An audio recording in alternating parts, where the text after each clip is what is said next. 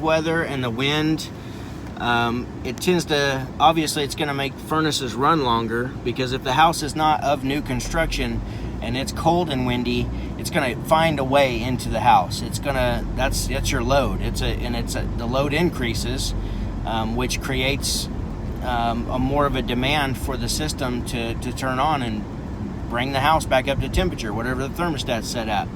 So when that happens, it's going to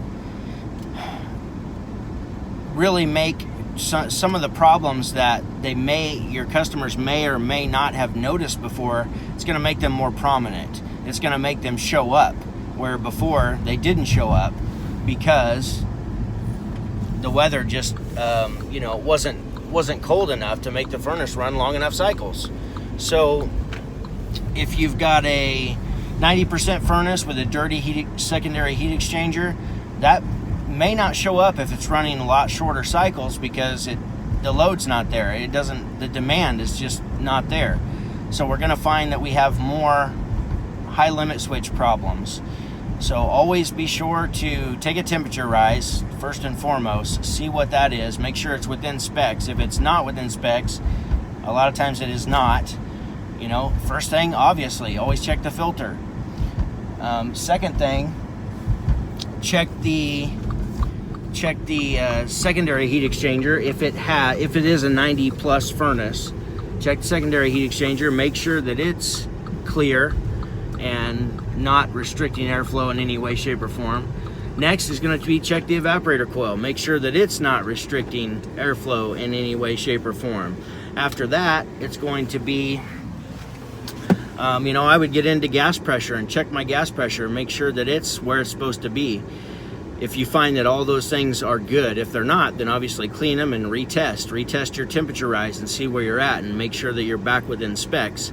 It's always possible that this thing's been tripping for years during cold snaps, where it might be just enough to get by when it's not quite so cold, or the homeowner just never realized that it was shutting off, because it would run for a long enough cycle that would still bring up the temperature in the house. So also the blower wheel, obviously the blower wheel, every single check, every single tune-up, always stick my hand in there, spin the blower wheel, make sure and feel it, get my flashlight in there, make sure it's not dirty.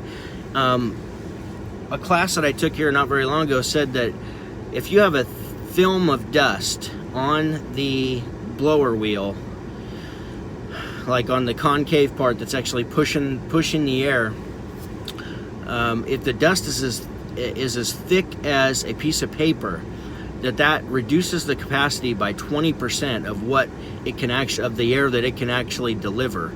So they also taught us this phrase, which I'd highly recommend using, because it's what you're doing is, I need to bring this furnace back up to manufacturer standards. So I would use that, because that's true. That's what you're doing. If you pull that blower out and need to clean it, you're bringing it back up to manufacturer standards. You're increasing the airflow by 20% just by getting that dust off of the blower wheel. Other than that, then you get into ductwork issues. And I don't know about your area, but in my area, we have a ton of ductwork issues where they're just not sized properly. They're just undersized.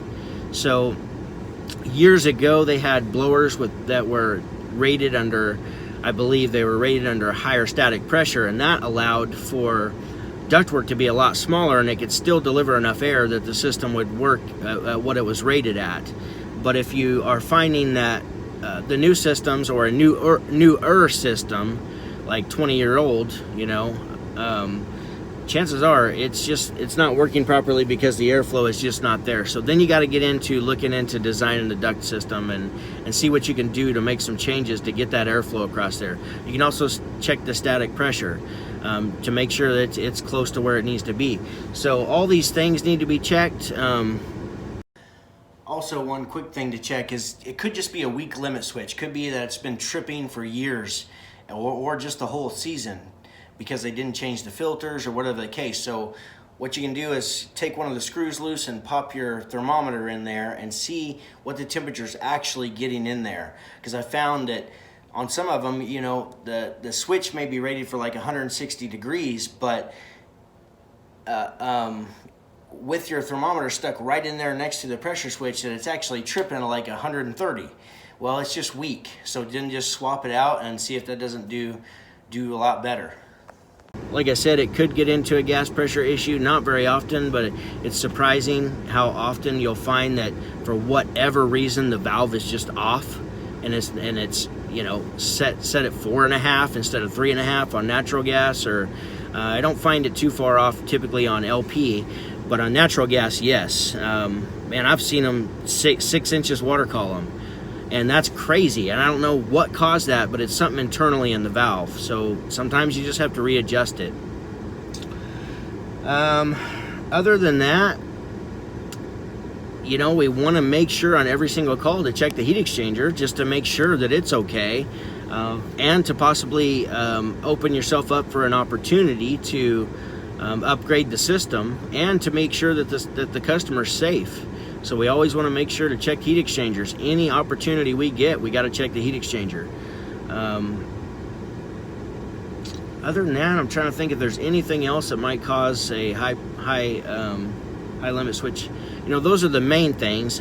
And what you'll find as far as a lot of repairs, and if you've been doing this for a while, you've already found this, that if you just stick to the basics on every single service call, like 9.9 times out of 10, it's going to fix it. If you just stick to your guns, stick to your basics, develop a system that you go through. This is how I test a system every time. If not, get a checklist, or build a checklist, and that will help. That will help you make sure that you're doing the same thing each and every time, so you're serving their customers at the highest level and determining all the problems and fixing them. So, guys, hope this served you. Hope you're going out there and be sure to bundle up, stay warm. I feel for you guys that have been stuck on a rooftop or a package unit. Just take care of yourself, be safe, and go make some money.